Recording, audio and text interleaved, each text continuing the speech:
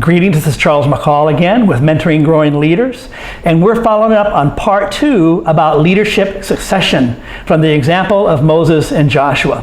And so the first point I made in the previous video, and you can tune into that if you haven't seen it yet, is that wait for the appropriate time for you to move into that successor role. Don't move prematurely.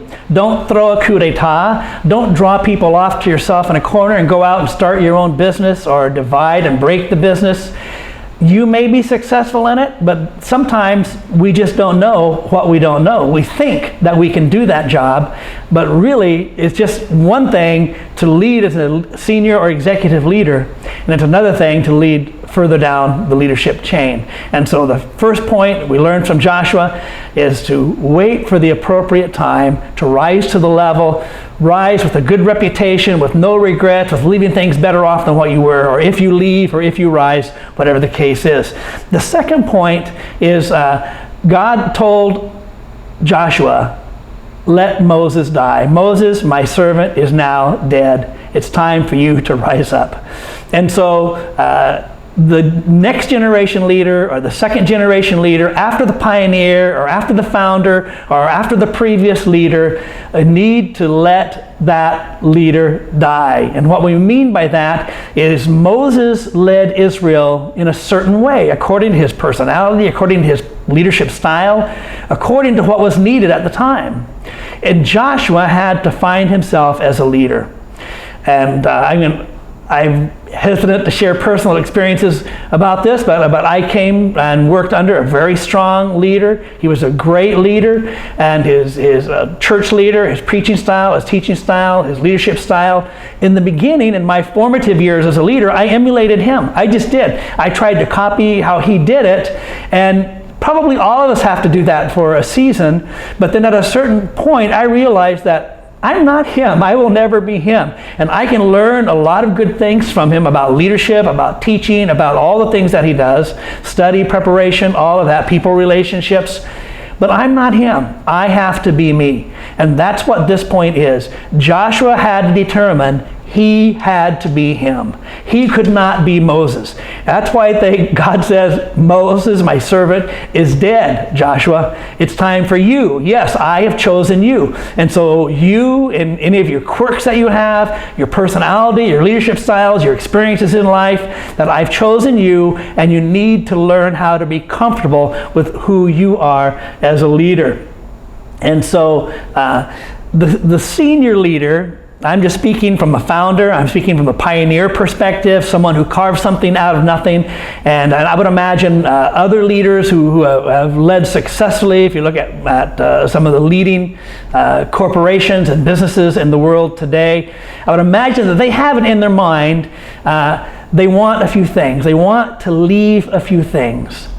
They want a legacy, for one thing. They want to be remembered in a good way as the one who worked all those long hours, the one who carved it out, the one who had blood, sweat, and tears to get the thing done. You know, so the senior leaders, the previous leader, the pioneer, probably most of us would like to have a legacy. And probably most of us would like for things to remain somewhat the same after we leave. Probably most of us would not want our successor to come in and just change everything, change the name of the church or the organization, change the staff, change how we do things, and change the policies, change the core values. Probably most of us would not want that soon after we leave. But changes do happen. This is the important thing to know, that changes do happen. We, as the previous leader, would like to keep things the same. And you know what? Even Moses' followers, even the staff, and even the volunteers, and maybe even some of the customers, they would like it to remain the same too. And so wisdom says that a new leader does not step in and radically change everything immediately, but change does happen. We must allow change to take place after the previous leader leaves and the new leader comes in. So if you're a new leader coming in, if you're a Joshua, a next generation or second generation leader, it would be wise for you not to go about changing everything right away, but also it would be wise for you to realize You are you. You have a different leadership style. I want to read what John Maxwell says at this point in his Maxwell Leadership Bible in Joshua chapter 1, and he compares Moses and Joshua. Moses led through 40 years of desert travel. Joshua led through 30 years of conquering Canaan. Different. Moses was a political and diplomatic leader. Joshua was a military, in-your-face leader. Moses patiently listened to complaints from morning till evening. Joshua confronted laziness and fear of the enemy. Moses led people as a peacemaking shepherd. Joshua led people as a tough commander. Moses provided water from a rock when the people got thirsty. Joshua told the people to dig their own wells when they got thirsty. Can you see different leadership style, different personalities, different leadership styles according to the need, according to the season? And that's the important thing. This is what I've discovered over years. It takes a pioneer to do certain things. But to build, after the pioneer lays that foundation, it takes a different kind of a leader with a different kind of temperament, personality, leadership styles, giftings. And so we must allow change in leadership styles.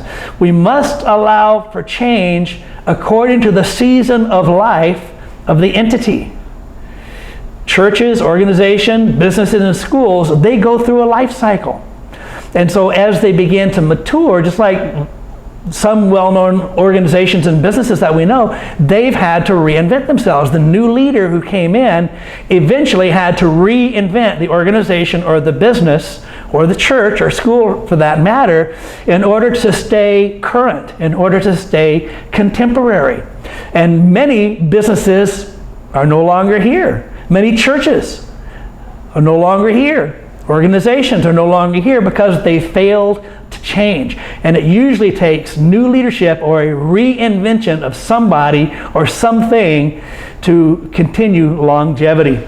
And so we need to consider leadership style of the new leader and allow that new leader to use his or her leadership style and to function and lead according to that leadership style. We need to consider the season of life. It's very important for the new leader. Consider what season are we in the history of our entity. And you need to consider changes in economy and culture and changes in people. Sometimes you need to add new staff. Sometimes there needs to be changes because there's a new culture, there's a new generation, there's changes in cultural and society. And so the new leader needs to be willing to be bold enough to not tear down everything, don't dig up the foundations and toss them out, but make the changes that are necessary. So Joshua must have decided at some point, I have to be me. I'm not Moses, and I have to be me, and I'm different from Moses. And hopefully he did it slowly enough. He did it with wisdom so that the people accepted him. And so I would think that you would want to leave the foundational, moral, and business values and slowly make the changes that are necessary. Again, speaking from a founding pastor who would hate to see things change in his entity drastically, nevertheless, they must change. And I speak to you as a second generation or next generation leader. Be yourself. Discover your own personality, your temperament, your own leadership style. Pay attention to the season of life and the history of your entity, and be willing to make the changes at the appropriate time that are necessary to move your entity into the future. Again, thank you, Charles McCall, Mentoring Growing Leaders. Click that subscribe button, click the bell, and we'll see you next time.